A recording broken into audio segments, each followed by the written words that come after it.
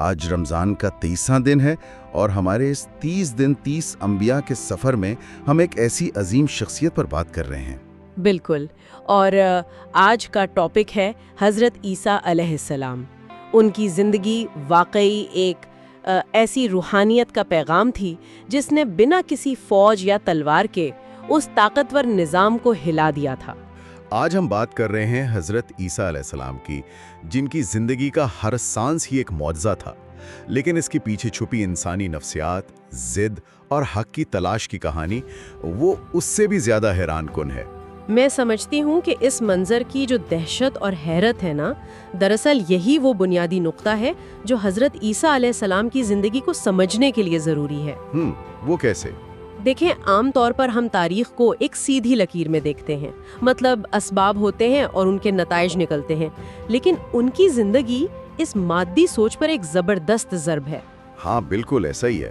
جب ہم ان کی ولادت سے لے کر آسمان پر اٹھائے جانے تک کے سفر کا گہرا مطالعہ کرتے ہیں تو یہ صرف مافوق الفطرت واقعات کی کوئی فہرست محسوس نہیں ہوتی، بلکہ یہ طاقت اور عاجزی کے درمیان ایک بہت بڑی نفسیاتی کشمکش کی داستان ہے۔ اور اس کشمکش کی ابتدا ہی کتنی غیر معمولی ہے۔ مطلب ذرا اس خاموش محراب کا تصور کریں جہاں حضرت مریم مکمل تنہائی میں عبادت کر رہی تھی۔ بالکل، وہ ایک ایسی ہستی تھیں جنہوں نے اپنی پوری زندگی پاکیزگی اور بندگی کے لیے وقف کر دی تھی۔ ہاں، اور اس گہری خاموشی میں اچانک ایک اجنبی یعنی حضرت جبرائیل نمودار ہوتے ہیں اور انہیں ایک پاکیزہ بچے کی بشارت دیتے ہیں۔ مطلب ایک ایسی عورت کے لیے جس نے کبھی کسی مرد کو چھوا تک نہ ہو، یہ بشارت کسی خوشخبری سے زیادہ ایک کڑے سماجی امتحان کی نوید لگتی ہے۔ ظاہر ہے، انسانی نفسیات کے زاویے سے دیکھیں تو یہ لمحہ انتہائی کٹھن ہے، کیونکہ معاشرہ ہمیشہ ظاہری اسباب پر فیصلہ کرتا ہے۔ بالکل، کائنات کا بنانے والا تو فرما رہا ہے کہ یہ اس کے لیے بہت آسان ہے، لیکن ایک انسان کے لیے جس سے معاشرے کا سامنا کرنا ہے، یہ کتنا خوفناک مرحلہ رہا ہوگا۔ اسی لیے جب ولادت کا وقت قریب آیا تو اس شدید سماجی دباؤ اور خوف کے تحت حضرت مریم آبادی سے دور نکل گئیں۔ وہ ایک سوکھے کھجور کے درخت کے سائے میں بالکل اکیلی تھیں۔ تنہائی اور بے بسی کا عالم۔ ہاں، اور درد ذہ کی شدت نے ان جیسی توکل والی ہستی کو بھی یہ کہنے پر مجبور کر دیا کہ کاش میں اس سے پہلے مر چکی ہوتی اور بھلا دی گئی ہوتی۔ میں اکثر سوچتا ہوں کہ یہ ان کی کمزوری نہیں تھی، بلکہ اس شدید ذہنی اور جسمانی اذیت کا اظہار تھا جو وہ ایک عظیم مقصد کے لیے برداشت کر رہی تھی۔ بالکل صحیح کہا آپ نے۔ اور پھر اسی لمحے مادی دنیا کے اصول ٹوٹتے ہیں۔ سوکھے درخت سے تازہ کھجوریں گرتی ہیں اور قدموں میں ایک چشمہ پھوٹ پڑتا ہے۔ اس کے بعد انہیں جو حکم ملتا ہے نا، وہ مجھے سب سے زیادہ حیران کرتا ہے۔ انہیں حکم دیا جاتا ہے کہ وہ خاموشی کا روزہ رکھ لیں۔ خاموشی کا روزہ، مطلب سوچیں نا، انسان تاریخ کے سب سے بڑے سماجی کٹہرے میں کھڑا ہو، پورا معاشرہ کردار پر انگلیاں اٹھا رہا ہو اور اسے اپنے دفاع میں ایک لفظ نہیں بولنا۔ یہ بہت بڑا امتحان تھا۔ یہ تو ایسا ہی ہے جیسے کسی بے گناہ کو پھانسی گھاٹ پر کھڑا کر کے اس سے بولنے کا حق ہی چھین لیا جائے۔ اور جب وہ 1 مہینے کے بچے کو گود میں لے کر واپس آتی ہیں اور لوگ تانوں کی بارش کرتے ہیں تو وہ خاموشی سے اپنے اس نومولود بچے کی طرف اشارہ کر دیتی ہیں۔ یعنی ان کا دفاعی وکیل 1 مہینے کا بچہ تھا۔ ہاں، یہ توکل اور یقین کی سب سے بڑی مثال ہے۔ ویسے اس خاموشی کے پیچھے ایک بہت بڑی حکمت چھپی ہوئی تھی۔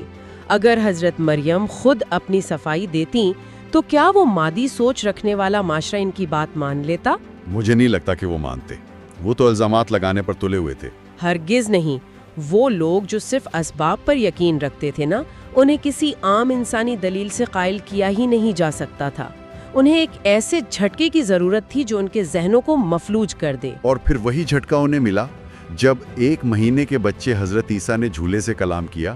جی، انہوں نے اعلان کیا کہ وہ اللہ کے بندے ہیں، انہیں کتاب دی گئی ہے، نبی بنایا گیا ہے اور نماز و زکوٰۃ کا حکم دیا گیا ہے۔ واہ، یہ محض ایک صوتی معجزہ نہیں تھا؟ بالکل نہیں، یہ اس معاشرے کے مادی غرور پر ایک سیدھا حملہ تھا جس نے وقتی طور پر سب کو خاموش کر دیا۔ اچھا، یہیں سے ایک اور زاویہ سامنے آتا ہے۔ جب یہ معجزہ ہوا تو وقتی طور پر تو لوگ واقعی حیران رہ گئے اور خاموش ہو گئے، لیکن حق کی آواز کی گونج جتنی تیز ہوتی ہے، معاشرے کا رد عمل اتنا ہی ظالمانہ ہو جاتا ہے۔ یہ تاریخ کا پرانا اصول ہے۔ عارضی خاموشی کے بعد سازشوں کا ایک نیا جال بنا جانے لگا۔ بالکل، اور اسی کشمکش کے دوران حضرت زکریا علیہ السلام کی شہادت کا وہ لرزہ خیز واقعہ پیش آیا، جہاں انہیں ایک درخت کے تنے کے اندر پناہ لینے کے باوجود اس درخت کے ساتھ ہی چیر دیا گیا۔ اتنی درندگی! ہاں نا، اس درجے کی درندگی اور خطرے کو دیکھتے ہوئے حضرت مریم کو اپنے بچے کی جان بچانے کے لیے مصر ہجرت کرنی پڑی۔ اور مصر کا یہ قیام تقریباً 12 سال پر محیط تھا۔ یہیں سے حضرت عیسیٰ علیہ السلام کی زندگی کا ایک نیا پہلو ابھر کر سامنے آتا ہے۔ وہ نیک رئیس والا واقعہ؟ جی بالکل، وہ ایک نیک رئیس کے ہاں پناہ گزین تھے۔ ایک دن اس رئیس کے گھر میں ایک بہت بڑی چوری ہو گئی اور چور کا کوئی سراغ نہیں مل رہا تھا۔ اور اس وقت حضرت عیسیٰ کی عمر صرف 12 سال تھی۔ صرف 12 سال، لیکن انہوں نے وہاں موجود مہمانوں کا مشاہدہ کیا اور ایک حیران انگیز خاکہ پیش کیا۔ انہوں نے بتایا کہ یہ چوری ایک اندھے اور ایک لنگڑے نے مل کر کی ہے۔ مطلب اندھا اور لنگڑا ایک ساتھ؟ ہاں، کیونکہ لنگڑا چل نہیں سکتا تھا اور اندھا دیکھ نہیں سکتا تھا، اس لیے لنگڑا اندھے کے کندھوں پر سوار ہوا اور دونوں نے مل کر واردات کی۔ انہوں نے پورا واقعہ اس درستی سے بیان کیا جیسے وہ خود وہاں موجود ہوں۔ اچھا رکیے، یہ نقطہ بہت اہم ہے۔ جب ہم حضرت عیسیٰ علیہ السلام کی بات کرتے ہیں تو ہمارا ذہن فوراً مردوں کو زندہ کرنے اور مٹی کے پرندوں میں جان ڈالنے کی طرف چلا جاتا ہے۔ بالکل ایسا ہی ہے۔ لیکن اس واقعے میں کوئی مافوق الفطرت مداخلت نہیں تھی، یہ تو خالصتاً انسانی عقل، منطق اور ڈیڈکٹیو ریزننگ کا استعمال تھا۔ جی، یہ بالکل ویسا ہی ہے جیسے کو بہت ماہر جاسوس یا سراغ رساں حقائق کو جوڑ کر نتیجہ نکالے۔ مجھے لگتا ہے کہ انسان کی تاریخ میں عقل اور استدلال کی اہمیت کو اس سے بہتر انداز میں نہیں سمجھایا جا سکتا۔ یعنی انسانی عقل بھی اتنی ہی بڑی الہامی نعمت ہے جتنا کہ کوئی معجزہ۔ آپ نے بالکل صحیح نشاندہی کی۔ یہ ایک بنیادی فرق ہے جسے اکثر نظر انداز کر دیا جاتا ہے۔ الہامی علم صرف آسمان سے اتری ہوئی نشانیوں کا نام نہیں ہے۔ یہ اس بات کا ثبوت ہے کہ حکمت کس طرح ایک انسان کے ذہن میں اترتی ہے۔ کائنات کے حقائق، انسانی رویے اور منطق، یہ سب اسی ایک خالق کے بنائے ہوئے اصول ہیں۔ بالکل۔ 12 سال کی عمر میں ان کی یہ دانشمندی ظاہر کرتی ہے کہ نبوت کا سفر صرف خرق العادت واقعات پر کھڑا نہیں ہوتا، بلکہ اس کی بنیاد انتہائی ٹھوس فہم اور عقل پر بھی ہوتی ہے۔ اور یہی وہ فہم تھا جو 30 سال کی عمر میں اپنے عروج پر پہنچا جب ناصرہ کے مقام پر انہیں باقاعدہ نبوت عطا کی گئی۔ جی، اور اسی شہر کی نسبت سے ان کے ماننے والے نصرانی کہلائے۔ اچھا، یہاں سے ان کی زندگی کا وہ دور شروع ہوتا ہے جو سب سے زیادہ متنازع بھی رہا ہے اور جس پر آج تک سب سے زیادہ بحث بھی ہوتی ہے۔ بالکل، انہوں نے اس وقت کے یہودی علماء کو للکارا جنہوں نے آسمانی تعلیمات کو اپنے مفاد کے لیے بدل دیا تھا۔ انہوں نے بادشاہوں کے درباروں میں جھکنے سے انکار کر دیا اور ایک خالص توحید کا پرچار کیا۔ دیکھیں، جب کوئی شخص معاشرے کے طاقتور طبقے، خاص طور پر مذہبی ٹھیکیداروں کے بنائے ہوئے نظام کو چیلنج کرتا ہے نا، تو وہ سیدھا ان کی معیشت اور ان کے سماجی رتبے پر حملہ کر رہا ہوتا ہے۔ صحیح بات ہے۔ حضرت عیسیٰ کی تعلیمات میں کوئی پیچیدگی نہیں تھی۔ انہوں نے لوگوں کو واپس ایک خدا کی خالص بندگی کی طرف بلایا تھا۔ لیکن یہاں سب سے بڑا المیہ وہ ہے جو تاریخ نے ان کی تعلیمات کے ساتھ کیا۔ مطلب ان کے اپنے وقت میں اور ان کے جانے کے کئی دہائیوں بعد تک انہیں ایک عظیم نبی ہی مانا جاتا تھا، لیکن پھر رفتہ رفتہ ان کے گرد الوہیت کا ایک حالہ باندھ دیا گیا۔ جی، عقائد کا یہ گہرا تقابل سمجھنا بہت ضروری ہے۔ ویسے یہ بات میرے لیے ہمیشہ سے ایک معمہ رہی ہے۔ اگر ہم آج موجودہ تاریخی اور مذہبی حوالوں کو ہی دیکھ لیں تو ان میں ایسے انگنت شواہد موجود ہیں جو ان کے انسان اور نبی ہونے پر مہر لگاتے ہیں۔ کچھ مثالیں دی؟ مثال کے طور پر گنتی کی کتاب یا بک آف نمبرز کے باب 23 میں واضح طور پر لکھا ہے کہ خدا کوئی انسان نہیں ہو سکتا جو اپنا ارادہ بدلے۔ اسی طرح پولس کے خطوط میں لکھا ہے کہ خدا ایک ہے اور عیسیٰ انسانوں اور خدا کے درمیان ایک وسیلہ ہیں۔ اور سب سے اہم متی کی انجیل کے حوالے۔ بالکل، جب وہ یروشلم میں داخل ہوتے ہیں تو لوگ پکار اٹھتے ہیں کہ یہ گلیلی کے ناصرہ سے آئے ہوئے نبی عیسیٰ ہیں، اور پھر وہ منظر جہاں وہ باقاعدہ زمین پر سر رکھ کر رو رو کر ایک عام انسان کی طرح سجدے میں گر کر دعائیں مانگ رہے ہیں۔ موت سے بچنے کے لیے گریہ ازاری۔ ہاں نا، ایک ہستی جو خود ماتھا ٹیک کر کسی اور سے مدد مانگ رہی ہے۔ صدیوں بعد اسی ہستی کو اس تخت پر کیسے بٹھا دیا گیا جس کے آگے وہ خود سجدہ ریز تھی؟ اس سوال کا جواب عقیدے سے زیادہ تاریخ اور سیاست کی حرکیات میں چھپا ہے۔ دیکھیں جب کوئی مذہب اپنے ابتدائی علاقے سے نکل کر کسی بڑی سلطنت کا حصہ بنتا ہے تو وہ سلطنت اسے اپنے رنگ میں رنگ لیتی ہے۔ اچھا، یعنی رومن اثرات؟ بالکل، ابتدائی پیروکار خالص توحید پر تھے، لیکن جب یہ پیغام رومن سلطنت میں پھیلا جو کہ صدیوں سے مشرکانہ عقائد، دیوتاؤں اور دیو مالائی کہانیوں کی عادی تھی، تو ایک زبردست نظریاتی ملاوٹ شروع ہو گئی۔ مطلب ایک کلچرل شفٹ آ گیا۔ آپ اسے تاریخ کا ایک بہت طویل ٹیلی فون گیم سمجھ لیں۔ ایک بات جو یروشلم کی گلیوں میں ایک سچے نبی کی حیثیت سے شروع ہوئی تھی، وہ رومن درباروں اور بعد میں آنے والی مختلف کاؤنسلز کے سیاسی دباؤ سے گزر کر کچھ اور ہی بن گئی۔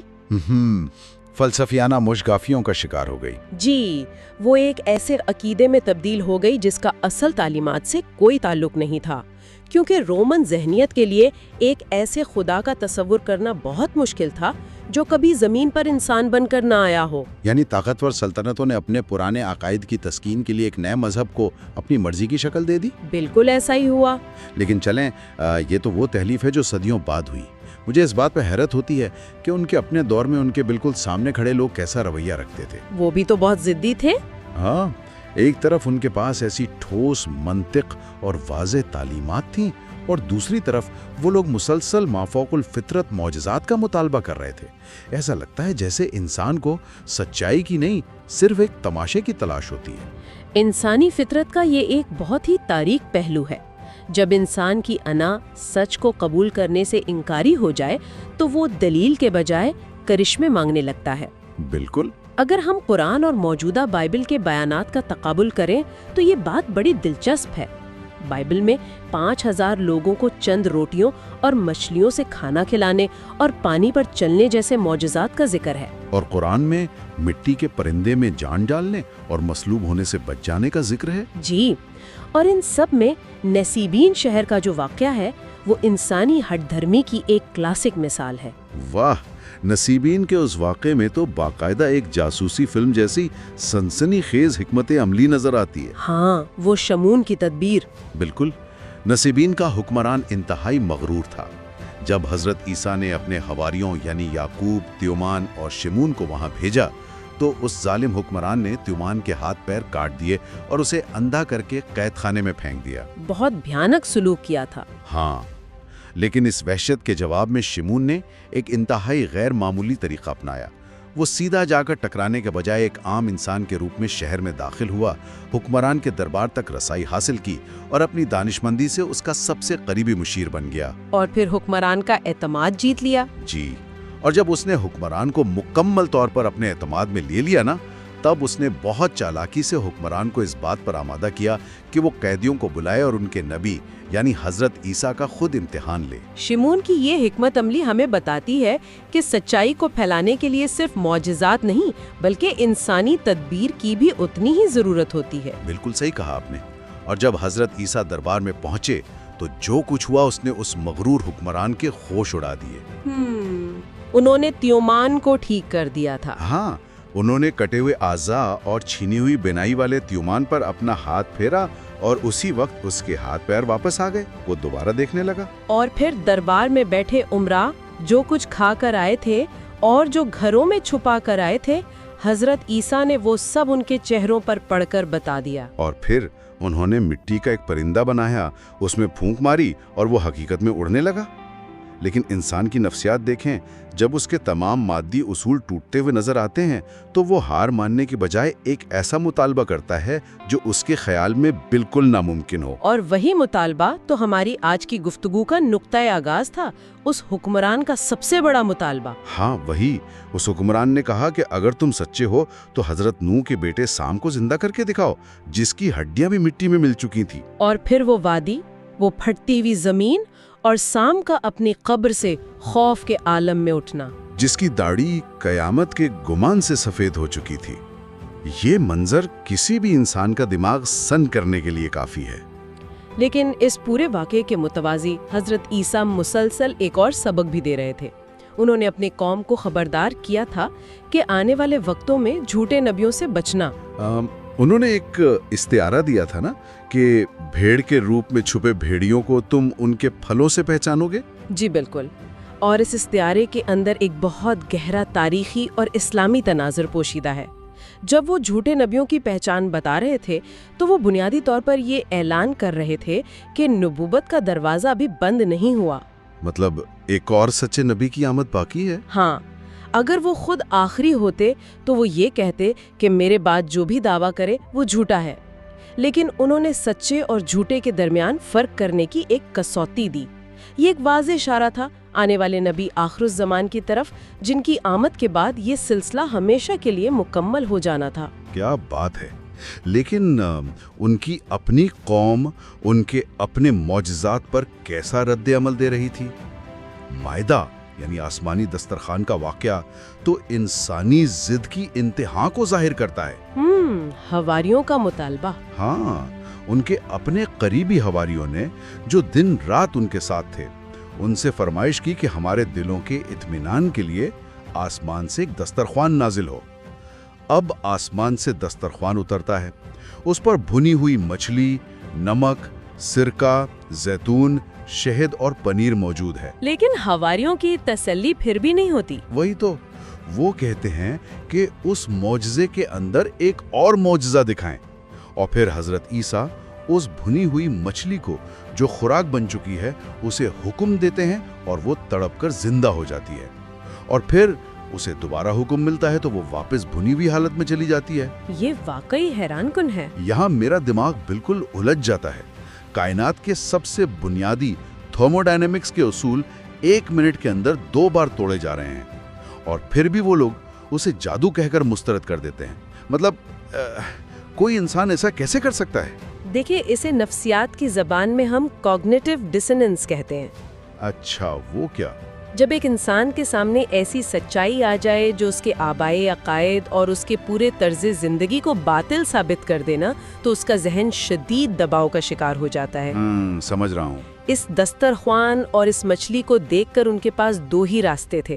یا تو وہ مان لیتے کہ ان کے آباء و اجداد غلط تھے، ان کا نظام غلط تھا، اور انہیں اپنی زندگیاں مکمل طور پر بدلنی پڑیں گی، جو کہ بہت مشکل کام ہے۔ جی، یا پھر دوسرا راستہ یہ تھا کہ وہ اس واقعے کو جادو کا لیبل لگا کر اپنی انا کو محفوظ کر لیتے۔ تاریخ گواہ ہے کہ انسان نے ہمیشہ مشکل سچائی کو اپنانے کے بجائے آسان جھوٹ اور ضد کو چنا ہے۔ کتنی عجیب بات ہے۔ بالکل، جب دل پتھر ہو جائے نا، تو مٹی کا پرندہ اڑتا دیکھ کر یا 1000 سال پرانے مردے کو قبر سے نکلتا دیکھ کر بھی صرف جادوئی نظر آتا ہے۔ ایک ایسی ہستی جنہوں نے اپنی زندگی میں بیماروں کو شفا دی، پیدائشی اندھوں کو بینائی دی، اور یہاں تک کہ مردوں کو زندہ کیا۔ لیکن حیرت کا مقام یہ ہے کہ وہی ہستی انسانی تاریخ کی سب سے بڑی سازش کا نشانہ کیسے بن گئی؟ یہی تو وہ سوال ہے جو انسان کو سوچنے پر مجبور کر دیتا ہے۔ بالکل۔ تو ہمارا مقصد آج یہی ہے کہ ان کے آخری ایام، آسمان پر اٹھائے جانے کے حیرت انگیز واقعات اور مستقبل میں ان کی واپسی کے پورے میکانزم کو گہرائی سے سمجھا جائے۔ مطلب اگر کوئی شخص آپ کے سامنے مردوں کو زندہ کر رہا ہے یا لا علاج بیماروں کو ٹھیک کر رہا ہے تو منطقی طور پر آپ کو اس کی بات مان لینی چاہیے، ہے نا؟ بالکل مان لینی چاہیے۔ مخالفت کا یہ پہلو میری تو سمجھ سے باہر ہے۔ تاریخ ہمیں بتاتی ہے کہ ان متکبر لوگوں نے صرف مذاق نہیں اڑایا، بلکہ انہوں نے تمام حدیں پار کر دیں۔ انہوں نے عیسیٰ علیہ السلام اور ان کی والدہ محترمہ مریم علیہ السلام کی شدید توہین کی، اور اس پر عیسیٰ علیہ السلام نے آسمان کی طرف ہاتھ اٹھائے۔ انہوں نے بد دعا کی؟ جی، انہوں نے دعا کی کہ اے میرے رب، جس نے مجھے اپنے ایک حکم یعنی صرف لفظ کن سے پیدا کیا، ان توہین کرنے والوں پر اپنا عذاب نازل کر۔ اوہ، اور اس دعا کا جو نتیجہ نکلا وہ تو تاریخ کا ایک انتہائی لرزہ خیز باب ہے۔ میں نے جو تحقیق کی ہے اس کے مطابق راتوں رات اس متکبر اشرافیہ کی شکلیں مس کر دی گئیں۔ وہ انسانی حالت سے گر کر خنزیر اور بندروں کی شکل میں تبدیل ہو گئے۔ بالکل۔ مطلب انسان سوچ کر ہی دہل جاتا ہے کہ صبح جب وہ اٹھے ہوں گے تو ان کی کیا حالت ہوگی۔ لوگ دہشت زدہ ہو کر عیسیٰ علیہ السلام کے پاس پناہ مانگنے آئے۔ ظاہر ہے وہ سمجھ گئے تھے کہ یہ عذاب ہے۔ ہاں، وہ مسخ شدہ چہروں والے گڑ گڑا رہے تھے، ان کی آنکھوں سے آنسو بہہ رہے تھے۔ عیسیٰ علیہ السلام جب انہیں ان کے پرانے ناموں سے پکارتے تو وہ روتے ہوئے اس بات میں سر ہلاتے۔ یہ ان کے لیے ایک ناقابل بیان عذاب تھا۔ انہیں اپنی غلطی کا شدت سے احساس ہو چکا تھا، مگر توبہ کا دروازہ بند ہو گیا تھا۔ 3 دن کے اندر اندر وہ سب کے سب انتہائی عبرتناک موت کا شکار ہوئے اور ان کا نام و نشان تک مٹ گیا۔ ارے واہ! اس واقعے نے اس وقت کے مذہبی پیشواؤں اور سیاسی لیڈروں کے دلوں میں وہ شدید خوف بٹھا دیا جو بعد میں ایک باقاعدہ منظم سازش میں تبدیل ہوا۔ لیکن اتنی شدید مخالفت اور واضح خطرے کے باوجود میں نے ایک چیز نوٹ کی ہے کہ عیسیٰ علیہ السلام کی ترجیح اپنی جان بچانا نہیں تھی۔ مطلب اگر انہیں اندازہ ہو چکا تھا کہ ان کے خلاف ایک بہت بڑا جال بنا جا رہا ہے تو انہوں نے کوئی فرار کی راہ کیوں نہیں سوچی؟ کیونکہ ان کا مقصد کچھ اور تھا۔ بالکل، ان کی تمام تر توجہ اپنے بعد آنے والے وقت اور انسانیت کی رہنمائی پر مرکوز تھی۔ انہوں نے اس کشیدگی کے بیچ ایک ایسا اعلان کیا جسے بعد کی صدیوں میں مٹانے کی بھرپور کوشش کی گئی۔ یہ ایک سچے نبی کی سب سے بڑی نشانی ہوتی ہے کہ وہ اپنے مشن کو اپنی ذات سے بالاتر سمجھتا ہے۔ وہ جانتے تھے کہ ان کا وقت اس زمین پر محدود ہے، لہٰذا انہوں نے اپنے حواریوں کو جمع کیا اور ایک آنے والی ہستی کی بشارت دی۔ ہاں، وہ پیراکلیٹ والا معاملہ۔ بالکل۔ قدیم یونانی زبان کی تاریخی دستاویزات میں اس آنے والی ہستی کے لیے جو لفظ استعمال ہوا وہ پیراکلیٹ ہے، یعنی انگریزی میں پیراکلیٹوس۔ مذہبی تاریخ میں شاید ہی کسی اور لفظ نے اتنی طویل اور گہری بحث کو جنم دیا ہو۔ مجھے زبانوں اور ان کے ترجمے کا یہ پہلو بہت مظہور کن لگتا ہے۔ یہ یونانی لفظ اصل میں کیا معنی رکھتا ہے اور یہ کس طرح صدیوں کے عقائد کو چیلنج کرتا ہے؟ اگر ہم پیراکلیٹ کی خالص لسانیات مطلب اس کی ایٹمولوجی پر جائیں تو اس کا سیدھا اور واضح مطلب ہے جس کی تعریف کی گئی ہو یا the praised one۔ اب اگر ہم اس یونانی تصور کا ہو بہو عربی ترجمہ کریں تو یہ لفظ احمد یا محمد بنتا ہے۔ ارے واہ، یہ تو بالکل واضح اشارہ ہے۔ جی، اور انہوں نے اس آنے والے کے بارے میں ایک بہت مخصوص پیشن گوئی بھی کی تھی۔ انہوں نے کہا تھا کہ وہ اپنی مرضی سے نہیں بولے گا بلکہ وہی کہے گا جو اسے آسمان سے حکم ملے گا۔ اگر آپ اس بیان کا تقابلی جائزہ لیں تو یہ براہ راست سورہ نجم کی اس آیت کی تشریح ہے جس میں واضح طور پر کہا گیا ہے کہ محمد صلی اللہ علیہ وسلم اپنی خواہش سے کچھ نہیں بولتے، یہ تو خالص وحی ہے۔ بالکل، دونوں باتوں میں مکمل ہم آہنگی ہے۔ یہ تو ایک ریلے ریس کی طرح محسوس ہوتا ہے نا، جیسے نبوت کی ایک طویل ریس چل رہی ہے، بہت سے رنرز اپنا اپنا حصہ دوڑ چکے ہیں اور اب عیسیٰ علیہ السلام آخری اور سب سے اہم بیٹن اگلی اور حتمی نسل کو پاس کر رہے ہیں۔ بہت زبردست تشبیہ دی ہے آپ نے۔ شکریہ، لیکن ایک سوال ذہن میں ابھرتا ہے، اگر یہ واقعی ایک تسلسل تھا تو کیا منطقی طور پر یہ ممکن ہے کہ ایک نبی کسی دوسرے سچے نبی کی آمد کو چھپا لے یا اس سے ڈرائے؟ یہیں پر عقل اور استدلال کا اصل امتحان ہوتا ہے۔ دیکھیں، آج دنیا کی تقریباً 1/4 آبادی اسلام پر عمل پیرا ہے۔ بلینز میں لوگ ہیں۔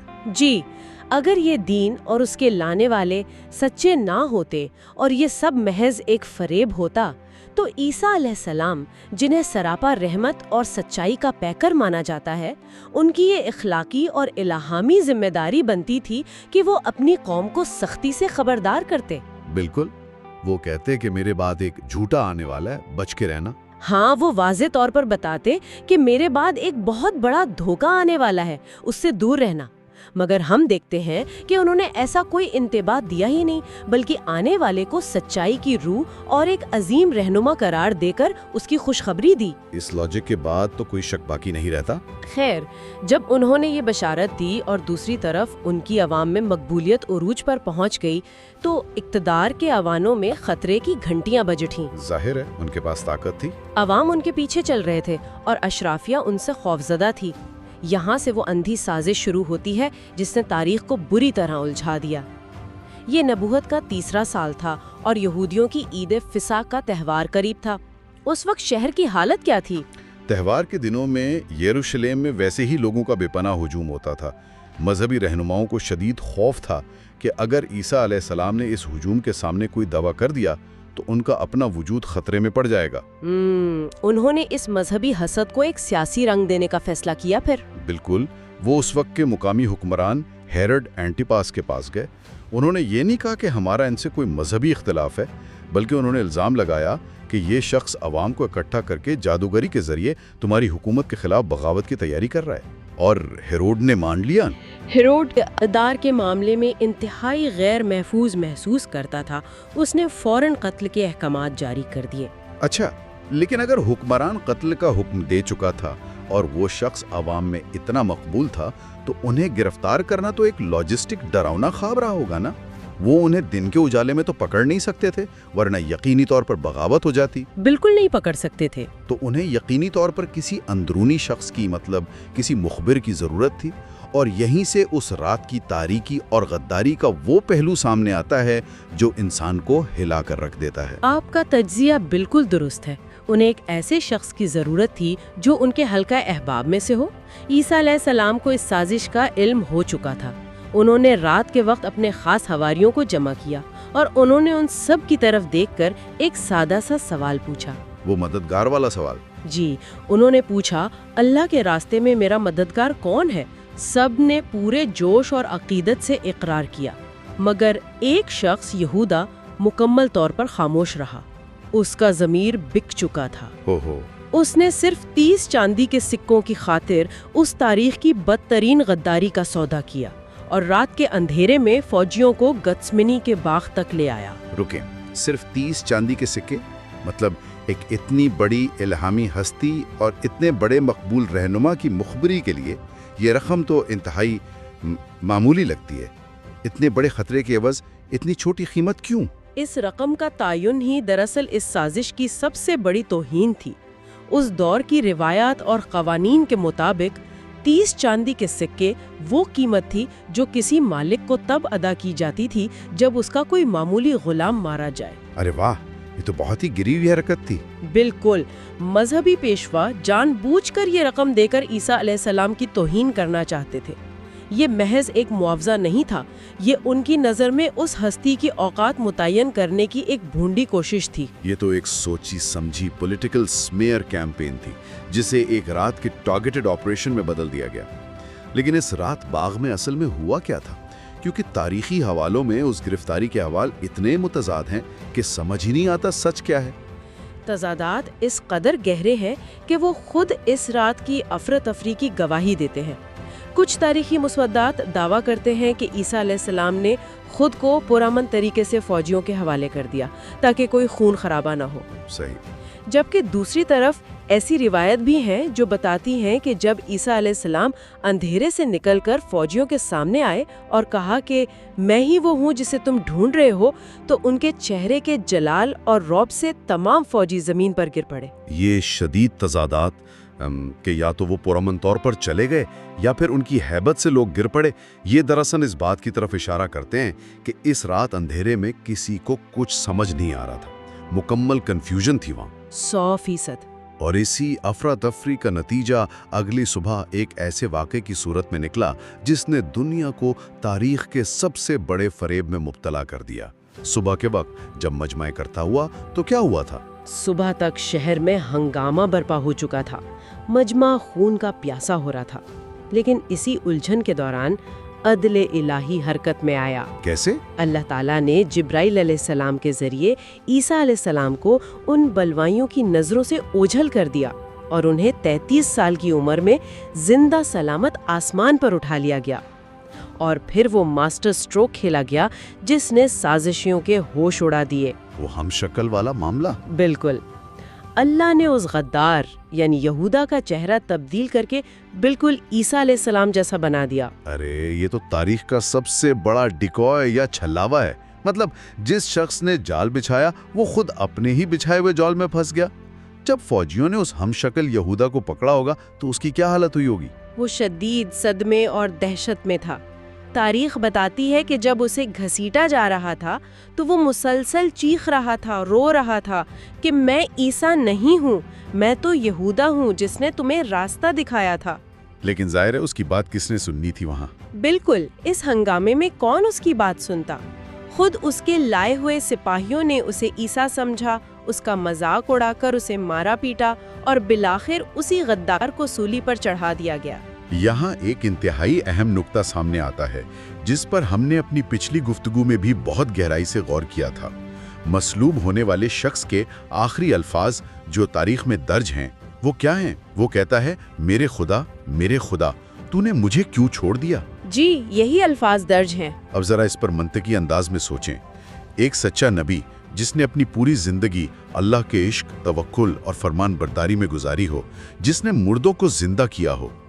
क्या वो मौत को सामने देखकर ऐसी मायूसी, बेबसी और शिकवे पर मबनी अल्फाज अदा कर सकता है? आपका ये इस्तिदराक तारीख के इस सबसे बड़े धोखे को बिल्कुल बेनकाब कर देता है। देखिए, अंबिया की नफ्सियात और उनका किरदार आम इंसानों से बहुत मुख्तलिफ होता है। उनका अपने खालिक पर यकीन गैर मुतज़लज़िल होता है। बिल्कुल। वो दहकती आग में कूद जाते हैं, फिरौनों के सामने खड़े हो जाते हैं, समंदरों की बिफरी लहरों का सामना करते हैं, मगर कभी अपने रब की रहमत से मायूस नहीं होते। लिहाजा ये अल्फाज के तूने मुझे क्यों छोड़ दिया, ये किसी नबी की जुबान से अदा हो ही नहीं सकते। इसका मतलब यह है कि ये अल्फाज कतई तौर पर उस शख्स के हैं जिसने चंद सिक्कों के लिए गद्दारी की थी, और फिर जब उसने मौत को अपने सामने पाया और उसे महसूस हुआ कि उसकी सारी चालाकी धरी की धरी रह गई है, तो वो अंदर से टूट गया। बिल्कुल, वो मायूस हो गया। और ये इस बात का सबसे बड़ा सबूत है कि सलीब पर ईसा अलैहिस्सलाम नहीं, बल्कि वो गद्दार यहूदा था। 100% ऐसा ही है। वो मायूसी एक गद्दार की मायूसी थी, किसी इलाहामी हस्ती का शिकवा नहीं था। और यूं तारीख का एक बाब बंद हो गया। लेकिन ये इस दास्तान का हतमी इख्तिताम नहीं है। हाँ, पिक्चर अभी बाकी है। बिल्कुल, जो कहानी इस कदर उलझनों, फरेब और साजिशों के बादलों में छुपा दी गई थी, उसका क्लाइमैक्स जमीन पर दोबारा एक बेमिसाल इंसाफ की सूरत में होना भी बाकी है। यानी ईसा अलैहिस्सलाम की वापसी। हमने उनके आसमान पर उठाए जाने को तो समझ लिया, लेकिन उनकी वापसी का मैकेनिज्म क्या होगा?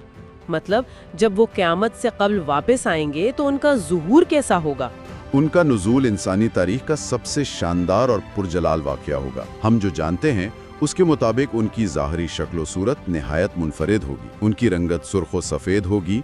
वो 2 हल्के पीले रंग के लिबास में मलबूस होंगे। अच्छा। और उनकी ताजगी का ये आलम होगा कि उनके चेहरे और बालों को देखकर यूं गुमान होगा जैसे अभी अभी उनसे पानी के कतरे टपक रहे हों, हालांकि वो गीले नहीं होंगे। ये एक इंतहाई पुरनूर और हैबतनाक मंजर होगा। ये मंजर तो किसी भी तसव्वुर से ज्यादा ड्रामेटिक है। और जमीन पर कदम रखते ही उनका सबसे पहला टास्क क्या होगा?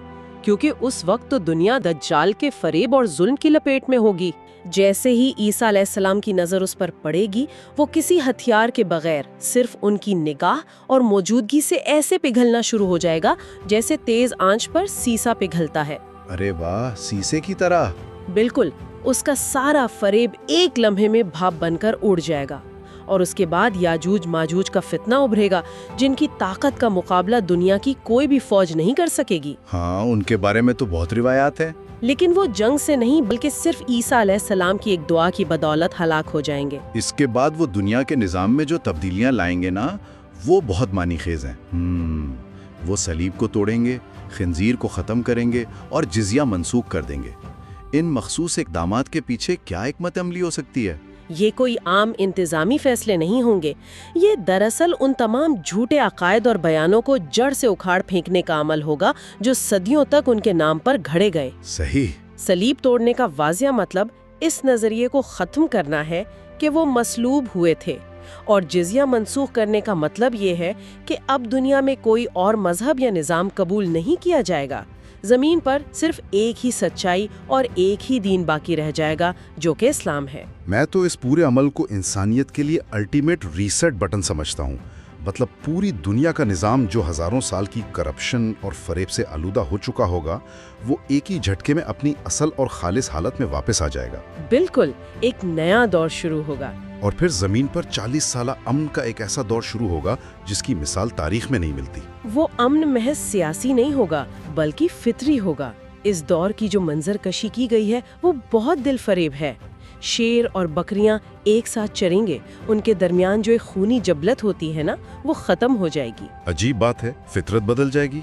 जी, छोटे बच्चे जहरीले सांपों के साथ खेलेंगे और फितरत उन बच्चों को कोई नुकसान नहीं पहुंचाएगी।